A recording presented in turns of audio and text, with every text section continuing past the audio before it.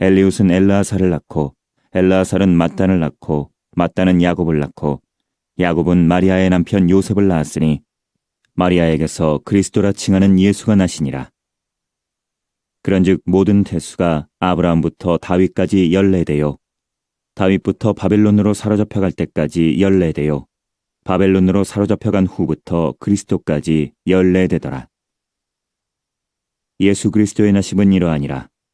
그의 어머니 마리아가 요셉과 약혼하고 동거하기 전에 성령으로 잉태된 것이 나타났더니 그의 남편 요셉은 의로운 사람이라. 그를 드러내지 아니하고 가만히 끊고자 하여 이 일을 생각할 때에 주의 사자가 현몽하여 이르되 다윗의 자손 요셉아 내 아내 마리아 데려오기를 무서워하지 말라. 그에게 잉태된 자는 성령으로 된 것이라. 아들을 낳으리니 이름을 예수라 하라. 이는 그가 자기 백성을 그들의 죄에서 구원할 자이심이라 하니라. 한번 따라하겠습니다. 우리의 족보는 하나입니다. 네. 온 우주 만물을 창조하신 하나님께서 선하신 하나님의 형상대로 이렇게 지음받아 영적인 존재로 창조받은 이 하나님의 사람들이 이 죄로 인하여 신음하고 죄로 인하여 멸망하는 것을 불쌍히 여기셔서 우리를 구원하기 위하여 사람의 몸을 입고 예수님께서 이 세상에 오셨습니다. 이 세상에 사람의 몸을 입고 오셨다고 하면 예수님의 이름은 어느 족보에 이름을 올리셨을까요? 내가 어느 가문에 속했느냐는 것보다 더 중요한 것은 지금 나의 족보가 어느 족보냐는 겁니다. 여러분 성경의 첫 번째 책인 이 창세기에 보면 이 온 세상에 딱 두 가지의 족보가 존재해요. 하나는 가인의 족보예요. 가인의 족보에 올려진 사람들이 만들어가는 문화는 뭐냐면 나 살겠다고 다른 사람을 죽이는 이런 문화를 만들어가요. 이 가인이라고 하는 사람이 그런 사람이었어요. 동생을 죽였어요. 왜요? 나 살겠다고. 나 살겠다고 동생을 죽였어요. 그러므로 가인의 족보에 이름을 올린 사람들은 체면, 양심, 혈육 다 내팽겨쳐요. 이유는 하나예요. 내가 살아야 하기 때문에 그래요. 내가 살아야 하니까 다른 사람 어떻게 되든지 관심 없어요. 왜 화를 냅니까? 왜 그 사람이 없는 자리에서 그 사람을 욕합니까? 헐뜯습니까? 나 살라고. 이 가인의 족보에 이름이 올려 있으면 지식도 나이도 돈이 많아도 가난해도 상관이 없어요. 똑같아요. 본능적으로 자기 살기 위해서 다른 사람을 헐뜯고 자기 사람 죽이면서까지 자기 살려고 하는 이런 문화를, 이런 선택을 해가는 거예요. 가인의 족보예요. 다른 하나는 아벨의 족보예요. 아벨의 족보에 이름을 올려진 사람들의 특징은요, 내가 죽으려고 해요. 남을 죽이기 전에 먼저 자기를 죽이려고 하는 사람. 이런 사람들이 아벨의 족보에 이름이 올린 사람들의 특징이에요. 보세요. 아벨의 하나님 앞에 예배를 올려드리잖아요. 근데 아벨의 이 예배의 특징이 뭡니까? 양의 죽음이 있는 거예요. 양의 죽음. 가인이 드린 예배에는 죽는 게 없어요. 그러니까 예배를 드려도 가인의 족보에 이름을 올린 사람은 그냥 다 다른 사람들이야. 자기는 예외예요.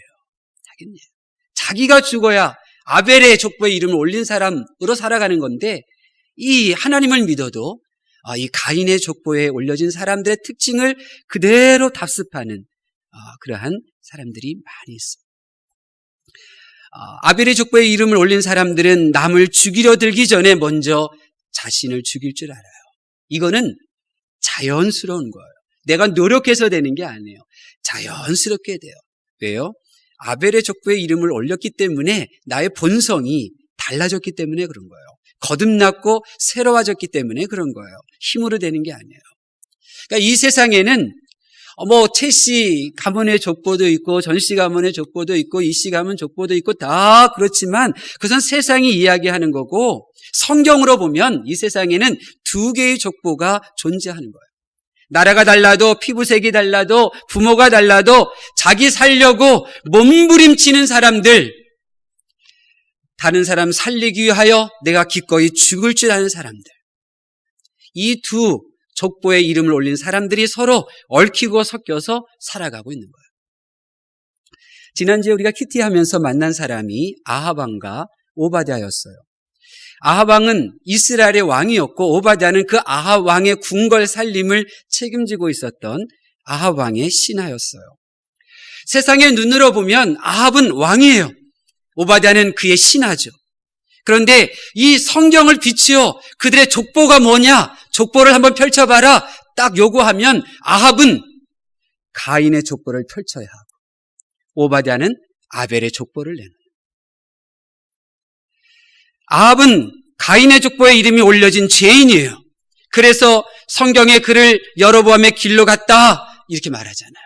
여로보암의 길이 뭐예요? 자기가 죄짓는 사람, 다른 사람도 미혹시켜서 죄짓게 하는 사람, 하나님 주신 회개의 기회를 저버리는 사람. 이게 여로보암이 가는 그 길을 걸어간 사람들의 모습인 거예요. 반면에 오바댜는 아벨의 족보에 이름이 올려진 의인이잖아요. 성경에 보면 오바댜를 이렇게 소개해요. 어렸을 적부터 하나님을 경외한 사람.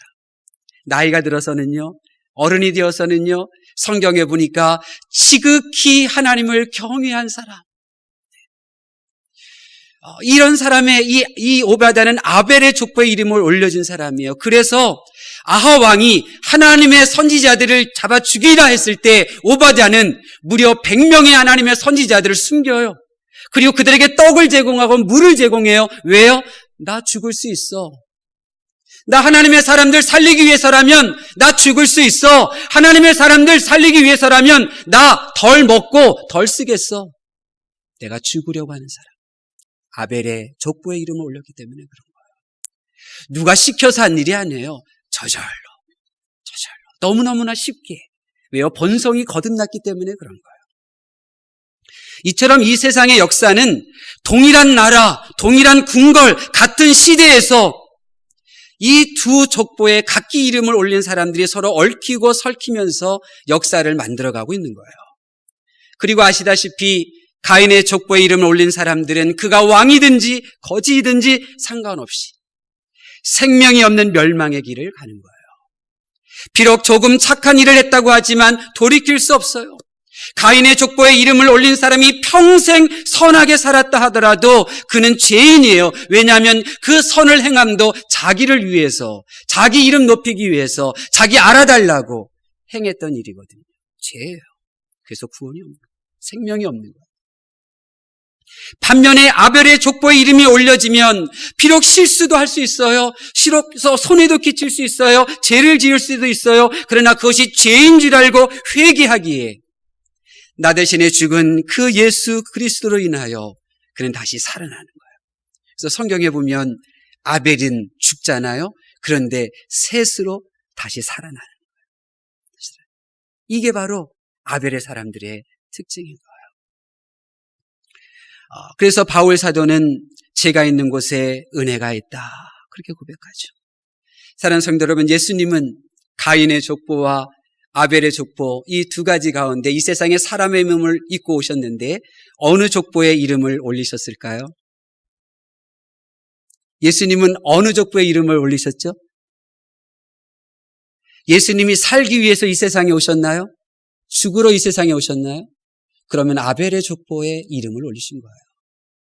예수님은 죽으러 오셨기 때문에. 인류를 살리기 위하여 죽으려고 오신 분이 예수님이에요. 그러니 아벨의 족보예요. 자기 살겠다고 인류를 죽이려고 오신 분이 아니잖아요. 마태복음 1장 우리가 15절부터 읽었는데 2절부터 쭉 사람들의 이름이 나와요.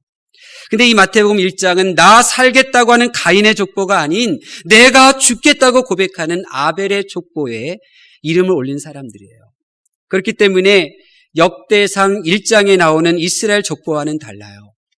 역대상 1장에 나오는 이스라엘의 족보에는 가인의 후손과 아벨의 후손이 섞여져 있어요. 혈통 중심의 족보이기 때문에 그래요.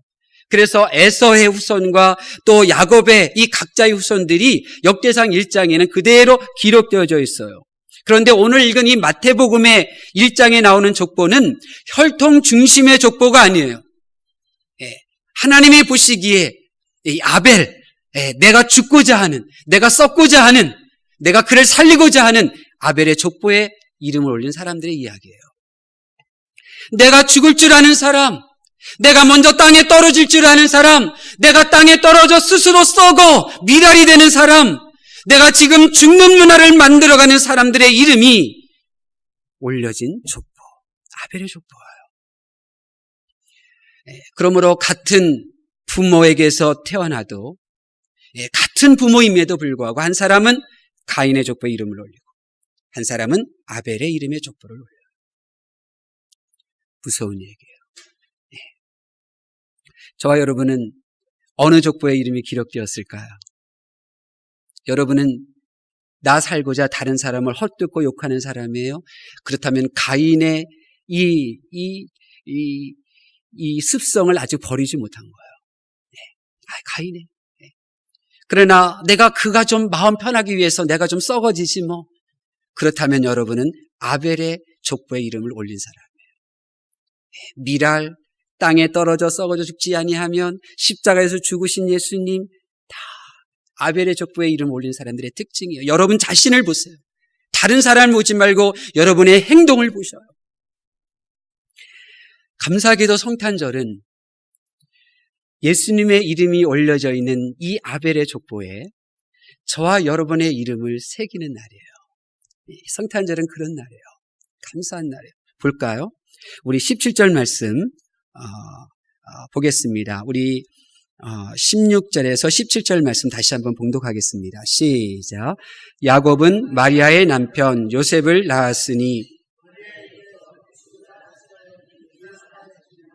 그런즉 모든 대수가 아브라함부터 다윗까지 14대요 다윗부터 바벨론으로 사로잡혀 갈 때까지 14대요 바벨론으로 사로잡혀 간 후부터 그리스도까지 14대더라. 아멘.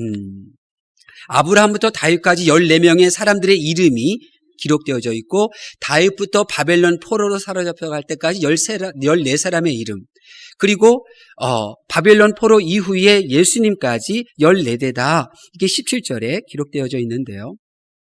근데 좀 더 자세히 보면 숫자가 틀려요. 처음에 아브라함부터 다윗까지는 14명 맞아요. 다윗부터 바벨론 사로잡혀 갈 때까지 14사람 맞아요. 14대예요. 근데 그 다음부터가 문제예요. 12절 스알디엘부터 숫자를 헤아려 보면 16절에 예수가 나시니라까지가 14사람이 나와야 돼요. 14번째가 예수님이어야 되는데 예수님이 몇 번째예요?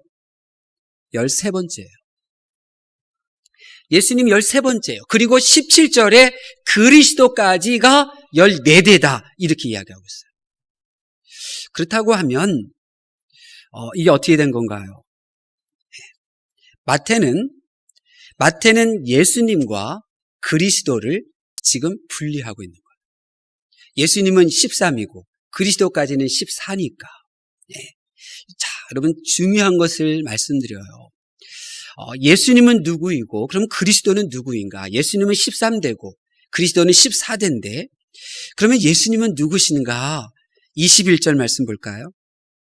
21절 말씀 보겠습니다. 시작. 아들을 낳으리니 이름을 예수라 하라. 이는 그가 자기 백성을 그들의 죄에서 구원할 자이심이라 하니라. 아멘. 예수님이 누구예요? 자기 백성을 그들의 죄에서 구원할 자. 예수님은 예수님의 백성을 이 지구상에 거주하는 모든 사람들을 구원하실 분이에요. 그래서 세상에 오셨고 그날이 성탄절이에요. 그래서 구원하시기 위하여 예수님은 십자가에 죽으셨어요. 하나님께서 피조물의 자궁 안으로 들어와 이 사람의 몸으로 태어나신 이유는 우리의 모든 인류의 죄를 대신해서 죽으시려고 오신 거예요. 그러니까 예수님은 누구예요? 죽으러 오신 분이에요. 예수님은. 그 죽으러 오신 분이 13대예요. 그러면 14대 그리스도는요? 14대는 그리스도라고 우리 17절에 기록되고 있는데요. 그리스도가 누구인지 말씀드리기 전에 먼저 기억해야 될 말씀이 있어요.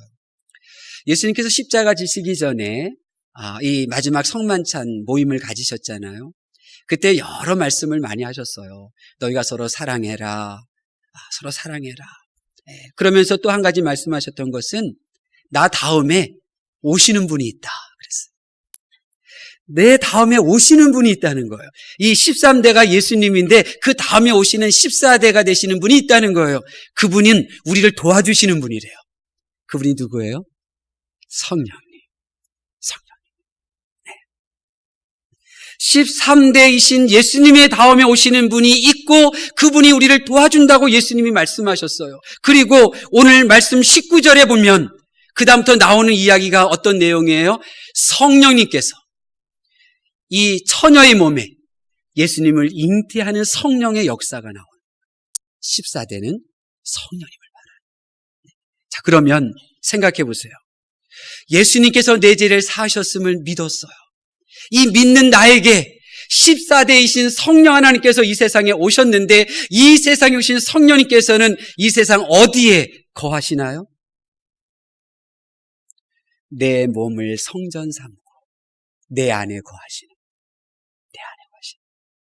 성령님이 내 안에 거하시면 그 순간 나는 지금 이제 가인의 족보에 내 이름을 올리는 거예요? 아벨의 족보에 이름을 올리는 거예요? 아벨의 족보.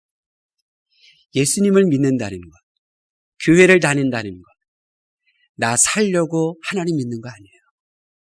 그를 살리기 위하여 내가 죽으려고 예수님 믿는 거예요.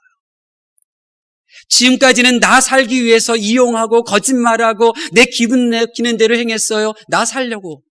그런데 그 14대로 오신 성령님이 예수님이 나의 죄를 사하심을 믿는 그 사람 몸 안에 임재하심으로 말미암아 이제 그 사람은 이제 죽는 썩어지는 삶을 살아가는 사람으로 거듭난 거예요.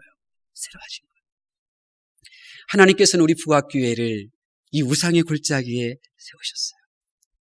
그리고 이 우상의 골짜기에 세운 우리 북악교회를 말씀 중심의 교회, 기도하는 교회로 세우셨어요. 왜 그래요? 말씀, 기도 외에는 내가 땅에 떨어질 수가 없거든요. 말씀, 기도 외에는 내가 땅 속에서 썩어질 수가 없거든요. 왜요? 우리는 가인의 그 피가 흐르기 때문에 그래요.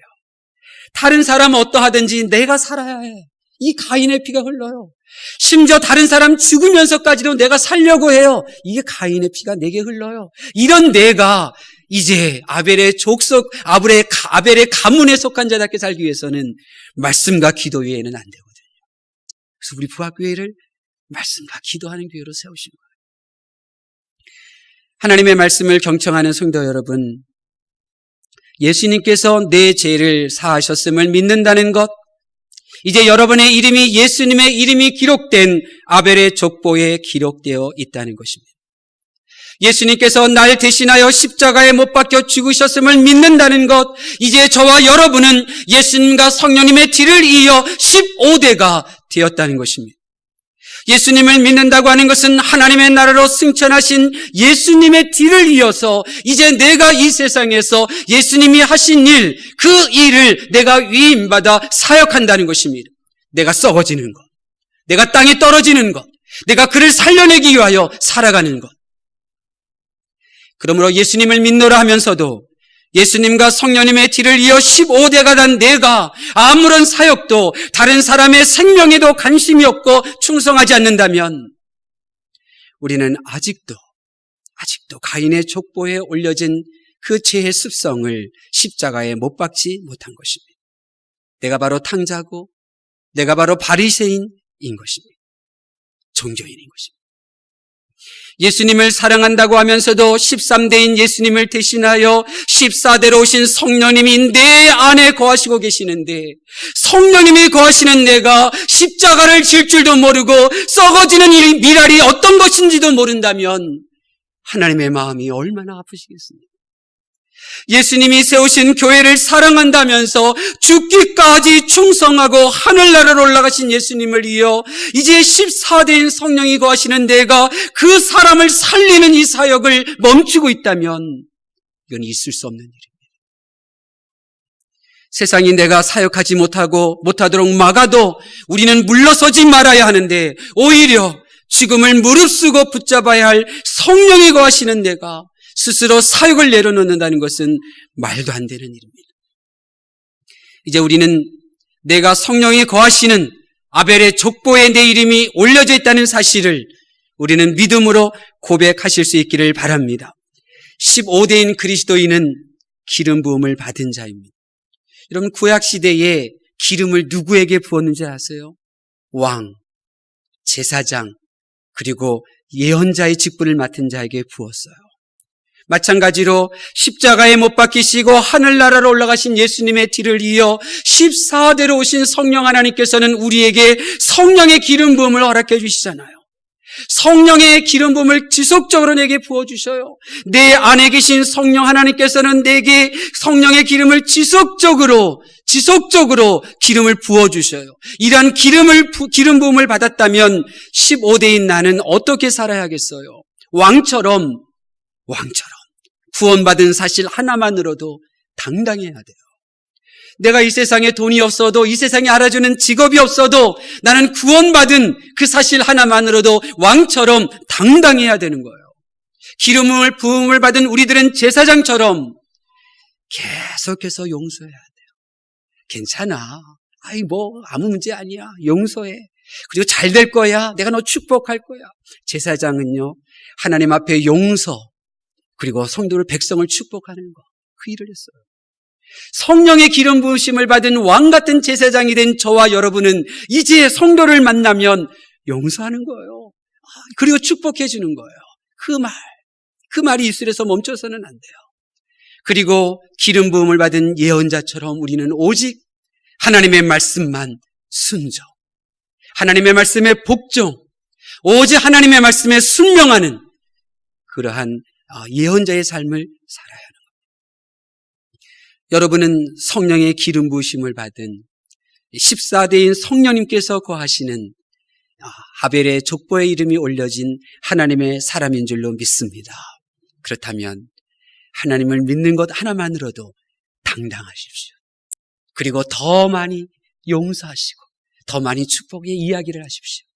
그리고 하나님의 말씀에 순종하지 못하는 것을 애통히 여기고 하나님의 말씀에 순종하기 위하여 엎드려 보십시오. 계속해서 성령의 기름 부으심이 여러분에게 임할 것입니다. 성령의 기름 부음이 임하는 그곳에 성령 하나님의 능력과 성령 하나님의 아름다운 열매들이 맺어지게 되어서 성령의 열매로 가득한 은혜 충만한 공동체, 그리고 성령의 능력이 나타나 멸망에 가는 이들을 생명의 길로 이끌어내는 힘 있는 능력 있는 하나님의 사역자들이 우리 부학교에 넘쳐나게 될 줄로 믿습니다. 기도하겠습니다.